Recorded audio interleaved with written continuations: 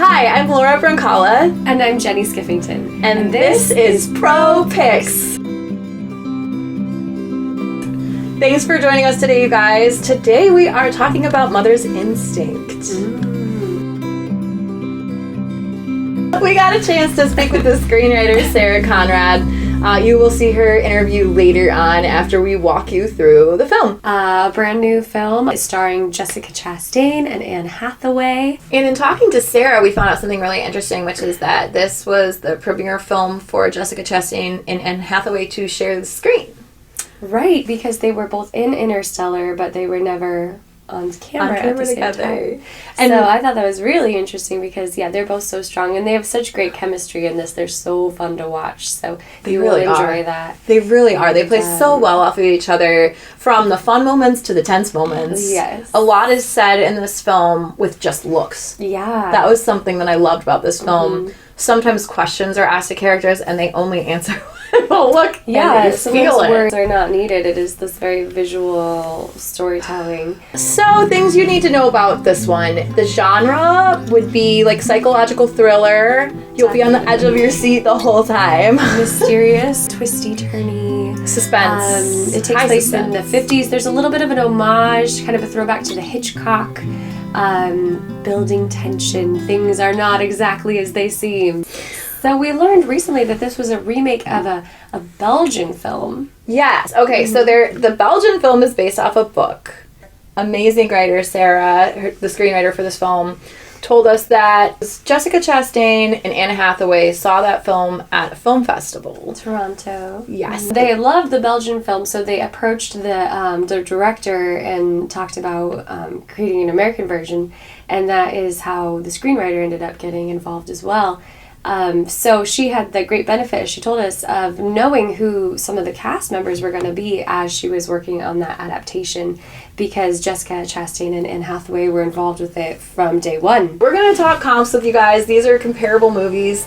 If you like this movie, or these movies, you'll probably like this movie. It's not necessarily the same plot lines or storylines. This is more feelings. When I first think of comparable films, I think they even said this in their own trailer for the film, but it's very Hitchcockian. Alfred Hitchcock does that, slow tension build, and sometimes things twist on their head just when you least expect it, like Vertigo or Rear Window, even Psycho. And I thought of What Lies Beneath. Robert Zemeckis. Yes, there's this eerie feeling throughout the film that just something's not quite right. There's also the questioning of reality. Who is sane and who is crazy? Who's real, who's not? We get a lot of the questioning of what actually happened, and we don't necessarily get all the answers. Mm-hmm. I remember looking over at Jenny and being like, I still don't know what happened in this scene. Happened this way. Yeah. Which is kind of great storytelling in a way. I do like a little bit of loose ends. Yeah, a little that ambiguity you get to think about there. For a long time. Stays with you for sure. Yeah. Rosemary's Baby is another very classic, famous psychological thriller where it's like, can I trust these people? Can I not? Am I crazy? We actually went back and watched Rosemary's Baby, and we felt a lot of the same elements. Yeah, it's interesting because the shooting styles are so different, but the overall feel of storytelling with looks is a big part of it. And also that marriage in that story as well. She was like this sweet little homemaker, and she's got her intense actor husband, and who gaslights her too. Exactly. It's interesting when you see a character who's fully convinced that they know something, be told that it's not what it is, and to the point enough where they question their own reality. Well, that's another self-doubt, film we could throw in here. The film Gaslight, which is where the term gaslighting comes from, is a great one as well, because that's what's happening in that story, gaslighting. Very famous old film. That's actually really thematic in terms of some character journeys. A couple character journeys on this. It's about this opera singer, and she is kind of in a vulnerable state and attracts this husband who his intentions are not great, and he continues to gaslight her with the literal gas lamps, and at night they'll go on, and she's like, these lamps are going on. He's like, no, they're not. Yeah. So that's where that term comes from, that film. And then one final one that actually one of our friends brought to us and was like, is this kind of like Anatomy of a Fall? And exactly. Yeah, a little bit. You guys will see a little bit of that. So really quick, we'll run through the cast and who plays them so that you guys have an idea of who's in this film. So we have an amazing cast in this movie. Of course, there's Jessica Chastain playing Alice, and then Anne Hathaway plays her best friend, Celine. And then there's also Anders Danielson Lee, who plays Simon, and that is Alice's husband. Josh Charles is in this, and he plays Damien, which is the Anne Hathaway character's husband. Okay, for one thing, can I nerd out over Josh Charles? Okay, my favorite movie for years and years was Dead Poets Society, and especially his character Knox Overstreet, who is like this hopeless romantic. I was obsessed with him. And there was this other movie he did in the early 90s that's kind of obscure called Norma Jean and Marilyn. Ooh. And it starred Mira Sorvino and Ashley Judd. Is it a period piece? It sounds like like a period piece. It's about Marilyn Monroe. There we go. And Ashley Judd plays Norma Jean, and when she transitions into Marilyn, Mira Sorvino plays Marilyn, but there's this kind of fictional male boyfriend type character that they created for the film to kind of be with Norma Jean through the whole journey into Marilyn and everything, and Josh Charles plays that character too. So I don't know, like I just have a soft spot for him. So when I saw that he was in this, I was like, oh my gosh, it's him. These two couples, they have these sons that are best friends. They're next door neighbors. Eamon Patrick O'Connell plays Theo. Balin Baylitz, I'm sorry, Balin, if I messed your name up. It's a tricky one. Plays Max. So. I mean, when this movie opens, they're having this amazing birthday party. But there is still, cinematically and musically, there are some undertones, some foreshadowing that things may go a different way. If you're a Hitchcock fan, you'll see those themes playing throughout. Yes, everything. Definitely. So. Very interesting. Yeah, so everything seems to be great. There are a few cracks in the facade.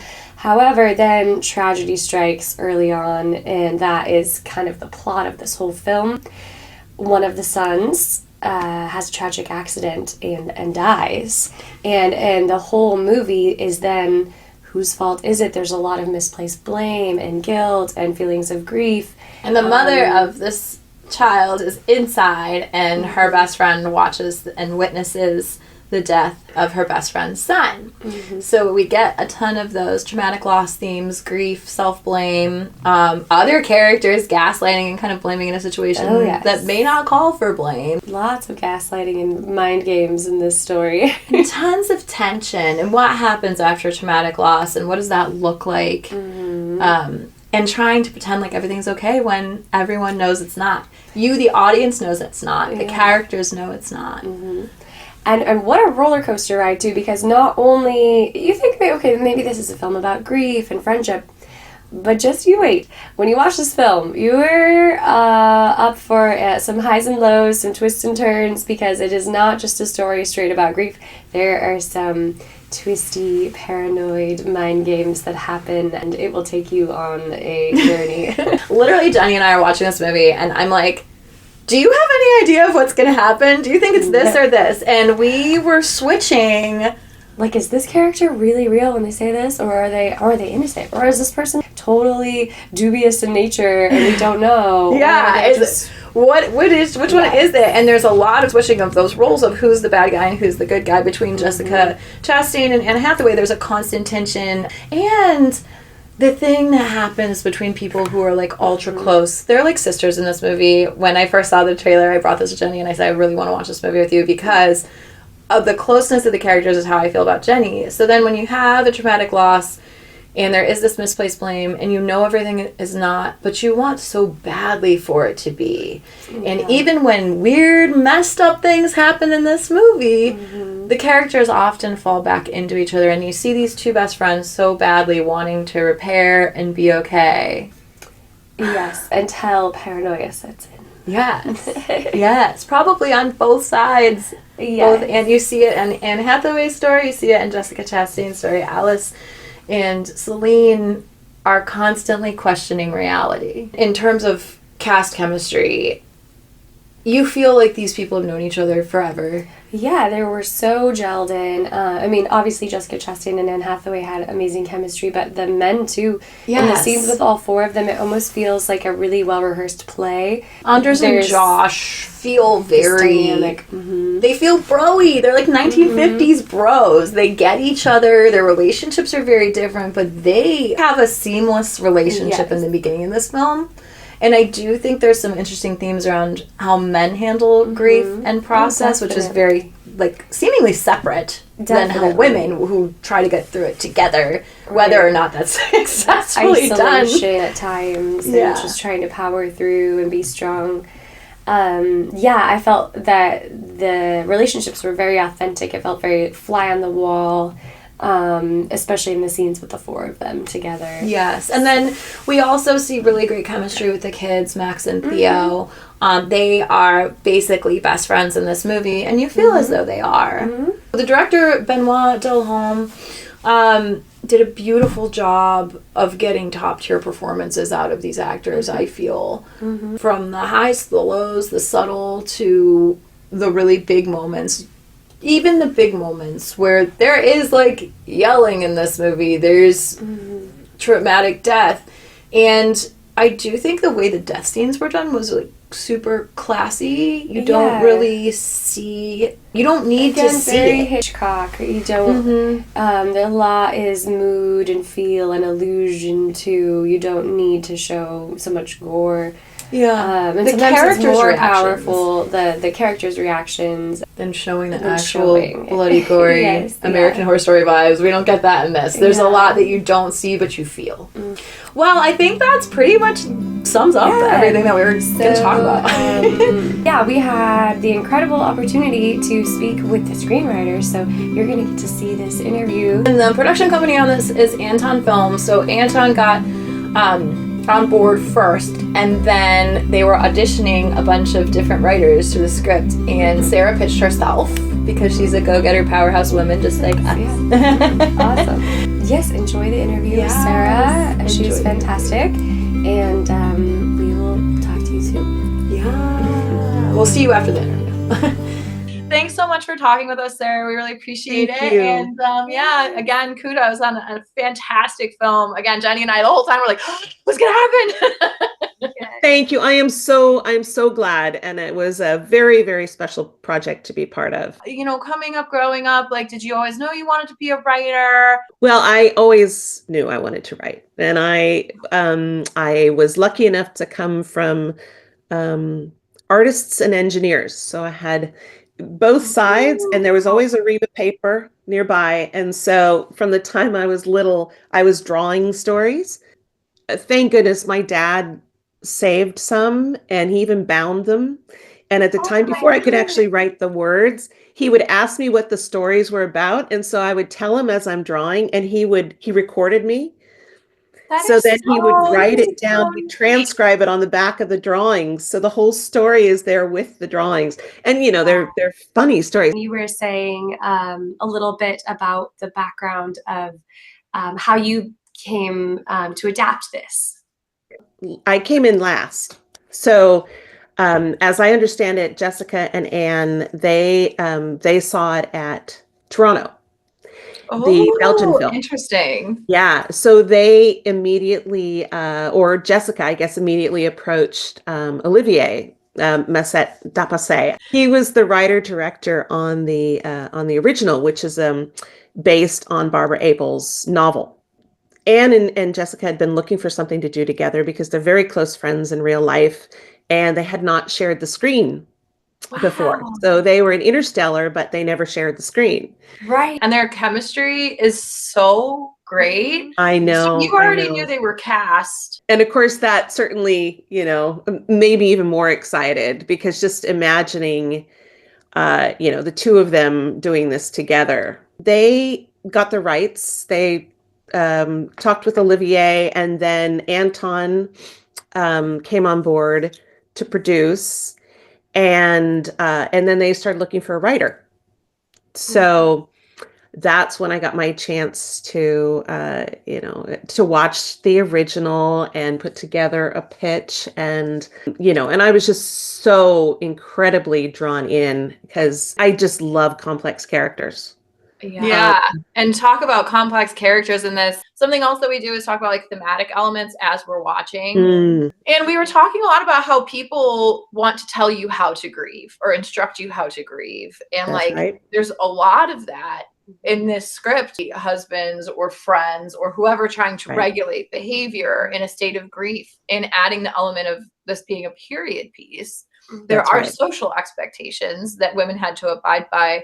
Well, it's this era, this post-war end of the 1950s, just really fascinates me too, because there's just like, here's Rosie the Riveter, right? And she's being sent back into the kitchen with, in a girdle and high heels, and she's supposed to be happy about every time, leaning over the crib and leaning over the casserole all the time, where she was just so much a part of, getting us through a really rough time. And it's like a whole new definition of who she's supposed to be.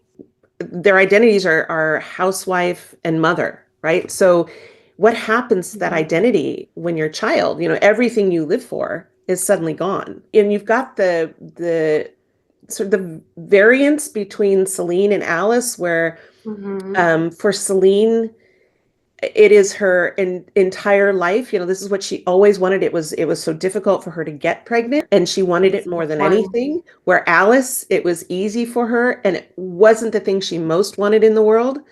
And so, just talk about building that conflict. And then, of course, the most profound kind of grief, which would push any mother to the brink of insanity. And then playing in that era. From what I understand, the book is not placed in that era. Interesting. Yeah, actually contemporary. I love, speaking of like setting like the tone for all of those elements that were at play, I love the scene where there's the two couples after the birthday party. Yes. And you can see that they're all very close, and this bonding and the closeness between Celine and Alice, but also the subtle jabs that the men are throwing out. That's right. And that was a new scene. That was something we brought into the into our version, because it felt like, we wanted to see them together a little bit more and really begin to explore the the differences in who they are, but also what were their priorities, and where were they restless? Alice is very restless for something outside of this, where Celine is holding it so close. And it builds that foundation for everything that is to come, after the cracks start to show. So, and I love Alice challenging her husband and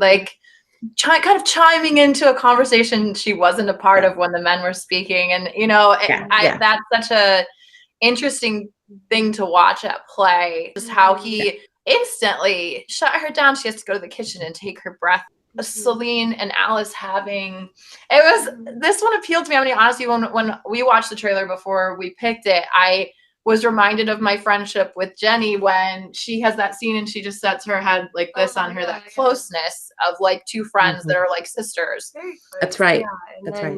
Yeah. How things can fracture everything. Yeah. Yeah. Upset. Well, I'm really glad that sequence, that scene spoke to you, because that was something that we really massaged.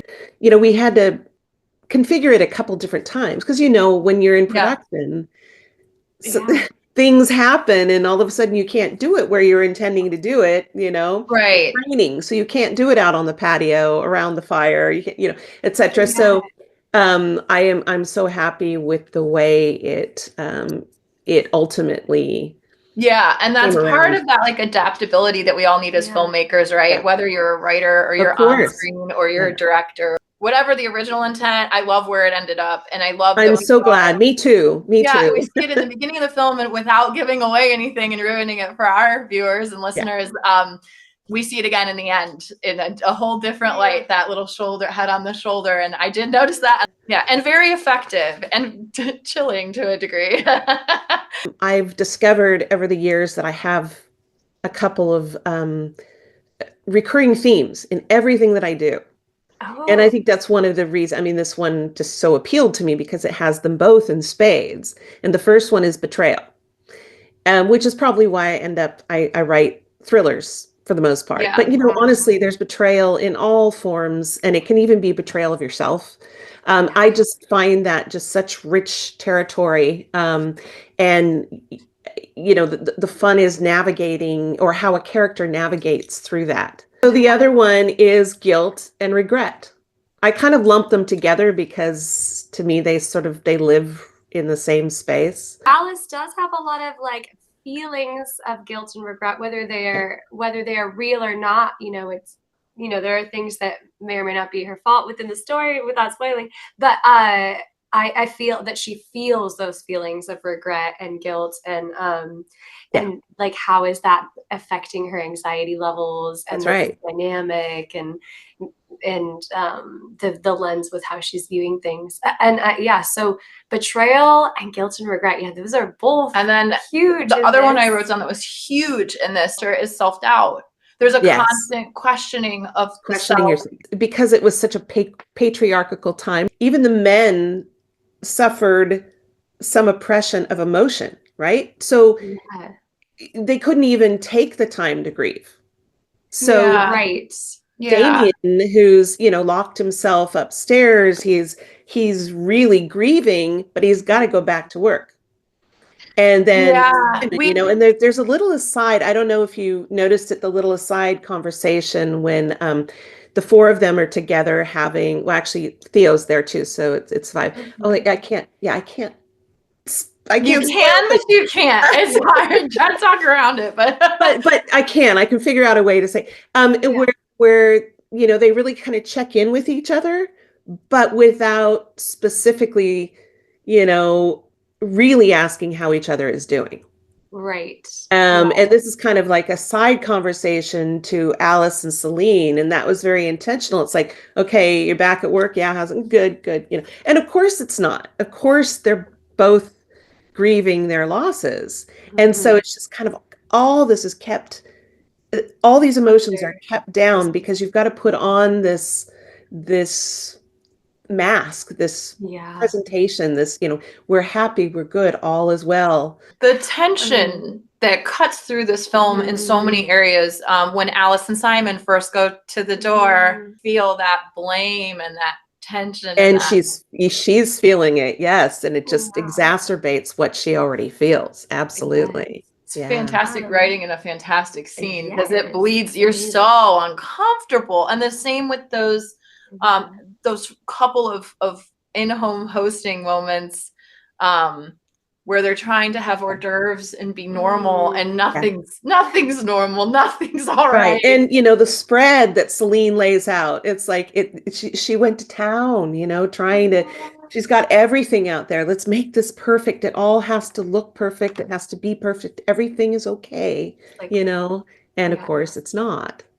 No. We were wondering what's next for you, of course. I have a bunch of really exciting things coming down the pike. So I feel so much gratitude and I'm just over the moon happy. We just, I have a one coming out in probably spring of 2025. Okay. We shot last summer. This is called Night Always Comes. And it's based on Willie Vlotten's novel of the same name. And it stars Vanessa Kirby and Jennifer Jason Leigh. We shot in Portland this past summer. You'll have to tell us when the trailer drops because we can preview it to our audience. Oh, that would be fun. I'm currently working on a script for Amazon based on Lauren James' book, The Loneliest Girl in the Universe. Oh, and wow. I think we're at the end of the first draft, about to go into the second draft, so it's still early. Developmental phases. Yes. Yeah. But that's exciting because you'll have it coming up. I love that you have, we got to be working on the last thing and the next thing at the same time in this industry. That's right. And then but I just have to say, I was so excited because I read a book that I thought I just really want to get this story out into the world, and it's a true story. Elizabeth Lett's The Ride of Her Life. And almost same era, 1954, a little earlier. But about a woman, Annie Wilkins, who had lost everything and had, no family left, and was given 2 years to live because of a black spot on her lung, lost the farm in Maine, and decided that she flipped a coin and decided to ride across the country to see the Pacific Ocean on a horse. And wow, I this will not sounds say amazing. anymore. I did a terrible job just mini pitching it there. But the point is that this story is so inspirational, so full of hope, so full of, history and the unexpected, about a woman taking charge of a life that's being written in a way that she's not happy with. She said, I'm going to rewrite it myself. And she does. And I'm partnering with my producer from Night Always Comes. And we just got the rights to that book, and I cannot wait congratulations. to write this script. I'm excited for you. So we have a lot going on. There's a lot in the pipe. And it sounds like stuff that you're like really excited about too, which is like, isn't that the best when the work you're doing is something that you're also really passionate about? Yeah. Absolutely. Yes. Yeah. Jenny and I love seeing women working in film and having so much on their plates, and we're just really thrilled for you, and our highest compliments on Mother's Instinct. We can't wait to see all the new things you come out with too. You have to keep us posted so we can bring you back and watch your new stuff and tell our audience. I really can't thank you enough for thinking of me, and how special to be your first episode too, and that Mother's Instinct is #1 on Hulu. That is just we're so excited for you. That's amazing. Yeah, that's awesome. Well, keep us posted, Sarah. Okay. Thank you. Thanks for everything. Thank you so much for chatting with us. Yeah. Welcome back, guys.